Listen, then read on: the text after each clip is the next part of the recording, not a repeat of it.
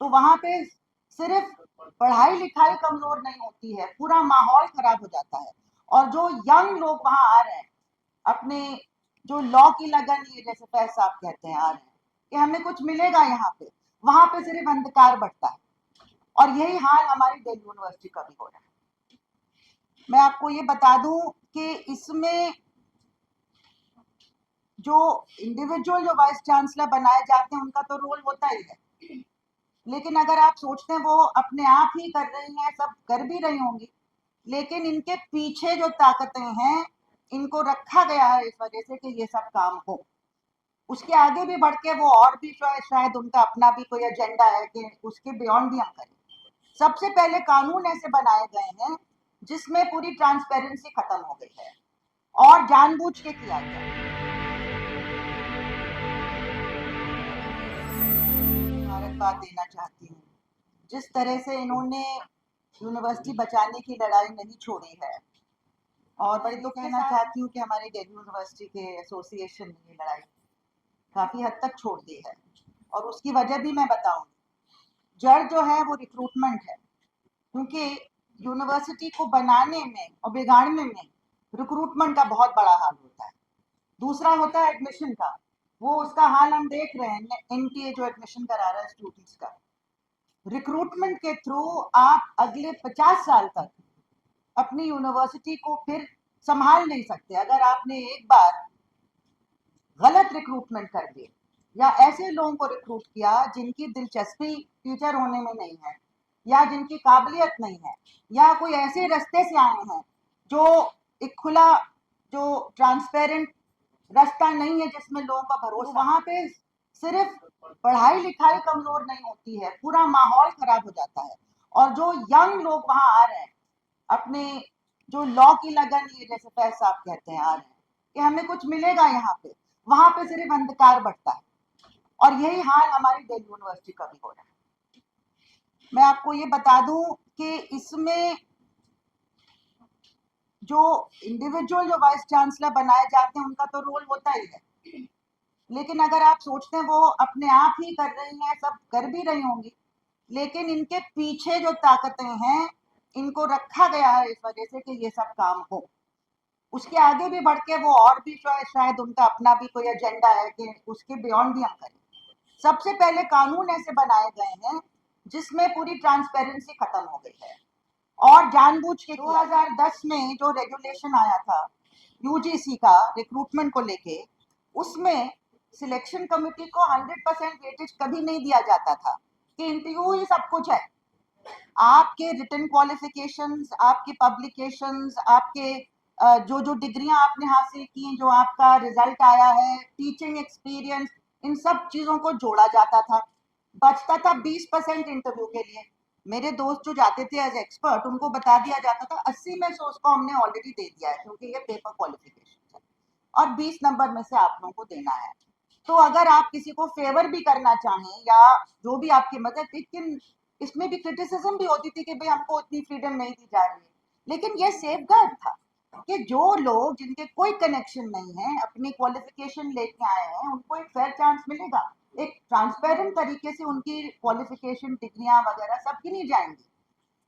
उसके बाद 2018 में जब रेगुलेशन आया नया, अमेंडो के पे रिविजन के साथ आया था, उसमें इन्होंने बदल के कर दिया कि सिलेक्शन कमेटी और इंटरव्यू को 100% वेटेज दिया जाएगा।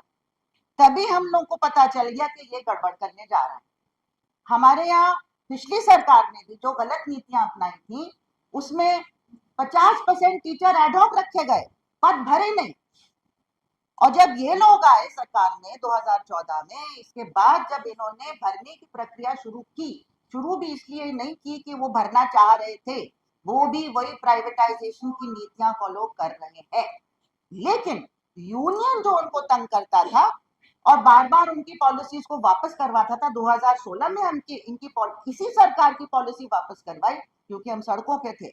यूनियन को भी खत्म करना जरूरी होता है, नहीं तो आपको लड़ना पड़ता है यूनियन के खिलाफ। तो यूनियन को कंट्रोल करने के लिए आप पदों में इतने लोग अपने भर दो जो ब्लाइंडली आपको सपोर्ट करेंगे सरकार को, और कोई यूनियन में आपके लिए जो सही लोग हैं उनको वोट नहीं।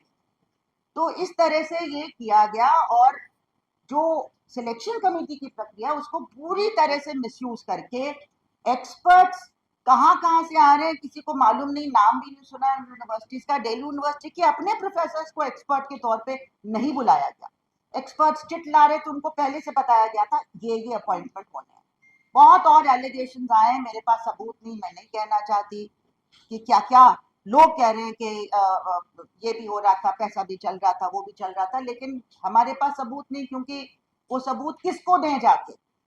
लेकिन कई जगह जो प्रिंसिपल्स लड़े अपने टीचर्स के लिए, जो 15-15 साल एडहॉक थे, वहां पे बचे भी टीचर्स, और वो कॉलेजेस बचे। कुछ कॉलेजेस पूरी तरह से बर्बाद हो गए, वहां पे पढ़ाई लिखाई का नामो निशान नहीं। जो टॉप कॉलेजेस होते थे, उनके माँ बाप हम लोग को फोन करके कहते हैं कि हमारे बच्चों को हम कहीं और डालना चाहते हैं। साथ में और भी चीजें हुई हैं, सिलेबस खराब कर दिए इन्होंने, जिस तरह से इन्होंने एडमिशन किए वो भी सबको मालूम है। तो ओवरऑल यूनिवर्सिटीज के ऊपर पूरा इनका बुलडोजर चल गया।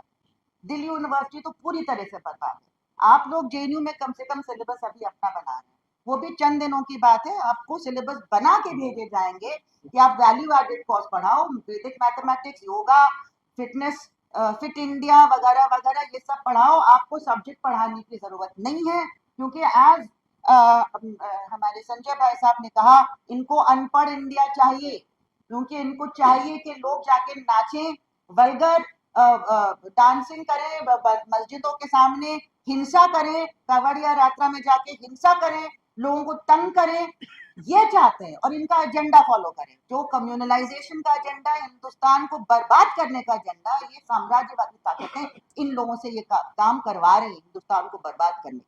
तो ये एंटी नेशनल काम करने के लिए इनको यूनिवर्सिटीज को खत्म करना जरूरी है, क्योंकि विरोध की आवाज वहां आती है। मजे की बात यह है कि इनकी लाख कोशिश के बावजूद हमारे यंग लोग इनके झांसे में नहीं आए, और अभी कॉकरोच जनता पार्टी का जो हम लोगों को सबको सांस में सांस आ गई है एकदम से, कि यंग लोग क्या सोच रहे हैं इंडिपेंडेंटली और अपने हक के लिए लड़ने के लिए तैयार है। उनकी क्रिटिकल थिंकिंग को आपने अभी तक पूरी तरह से बर्बाद नहीं किया है, और वो हमारी उम्मीद है। तो इसी के साथ मैं रिपोर्टर्स कलेक्टिव को भी बहुत बहुत मुबारकबाद देना चाहती हूँ। हालांकि जेएनयूटीए ने लगातार इंक्वायरी और ये सब चीजें की हैं और मटेरियल जमा किया है, लेकिन उसमें क्रेडिबिलिटी की छाप होना जरूरी है, और रिपोर्टर्स कलेक्टिव ने वो हमको दिया है कि आपने उसको एग्जामिन करके जब अडॉप्ट किया है, तो इसका मतलब है कि इसकी एक पब्लिक क्रेडिबिलिटी जो होती है। जेएनयू को तो बहुत बदनाम किया जा रहा है, हम सबको बदनाम किया जाता है कि ये तो कहते ही हैं ये तो पॉलिटिकली मोटिवेटेड है, तरह तरह की चीजें कही जाएंगी, लेकिन रिपोर्टर्स कलेक्टिव का एक रिस्पेक्ट है, क्रेडिबिलिटी है, पहचान है, और उससे हमें लगता है कि ये दबाव जो हम लोग को सरकार पे डालना है कि जो आप कर रहे हैं, करवा रहे हैं अपने वाइस चांसलर से, ये नहीं चलेगा। हालांकि इतने कानून इनके सपोर्ट में है, सिलेक्शन कमेटी पूरी तरह से रिग्ड है, इसके बावजूद इनको स्क्रीनिंग कमेटी के रिजेक्टेड कैंडिडेट्स को बुलाना पड़ रहा है। मतलब ये तो अजीब हाल है।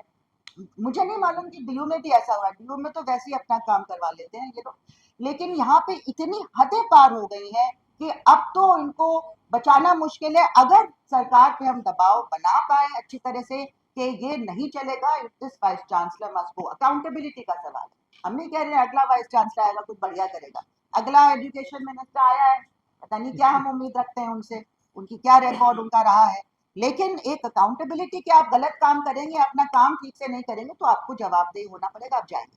तो ये बहुत जरूरी है कि इस वाइस चांसलर को रिजाइन करने पे मजबूर किया जाए, क्योंकि this vice chancellor has been caught with a hand in the cookie jar, मतलब कि चोरी पकड़ी गई है, उसको और क्या कहेंगे, ये चोरी पकड़ी गई है, तो सजा उनको एग्जेम्पलरी मिलनी चाहिए इसके लिए। इसी के साथ मैं अपनी बात खत्म करती हूँ। Thank you very much.